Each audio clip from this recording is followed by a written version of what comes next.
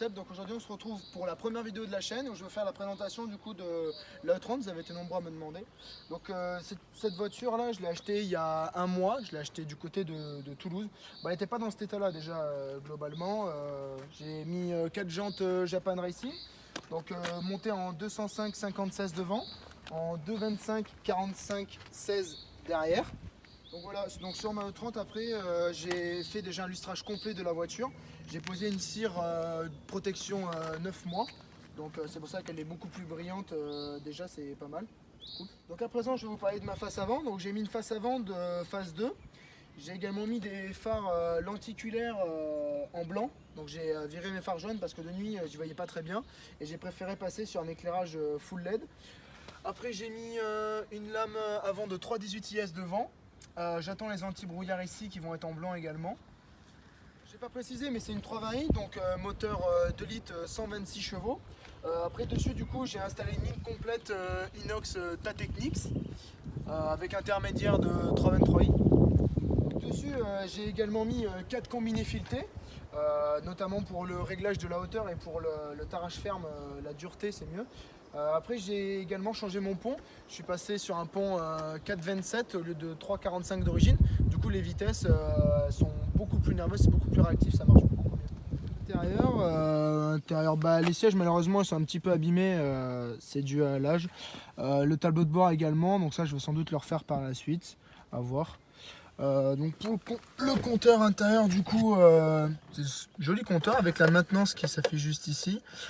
J'ai refait mon compteur parce que le kilométrage ici en fait les rouleaux tournaient pas derrière, du coup je l'ai réparé.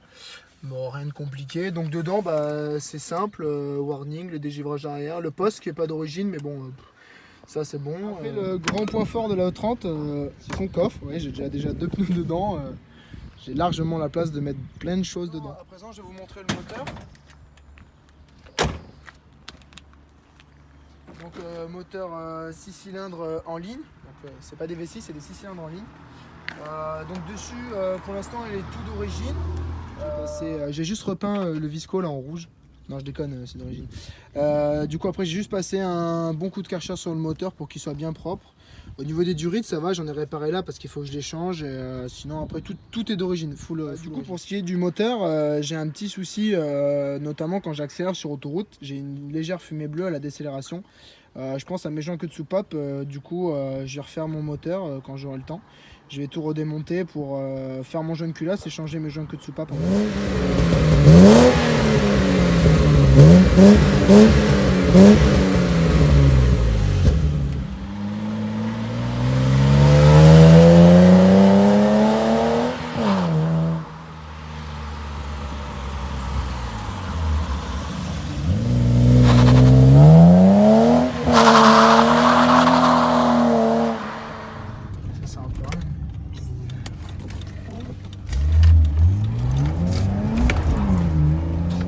Dans cette voiture, c'est qu'elle dispose également du check control. En fait, ça permet de savoir si on a des défauts sur le véhicule, notamment au niveau des ampoules, niveau d'huile, niveau d'eau, etc. Là, il y a la plaque d'immatriculation s'allumer parce que j'ai mes éclairs de plaque qui ne fonctionnent pas derrière.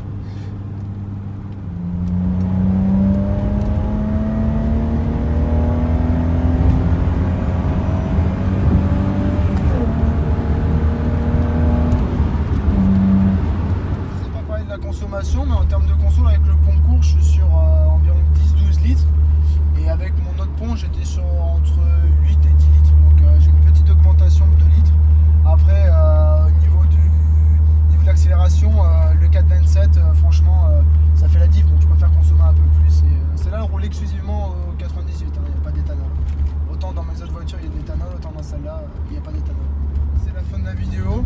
Dites-moi dans les commentaires ce que vous en pensez. Donc c'était la première vidéo de la chaîne. Donc voilà, j'accepte les critiques. Dites-moi en commentaire ce que vous pensez. Allez, merci les gars. Ciao.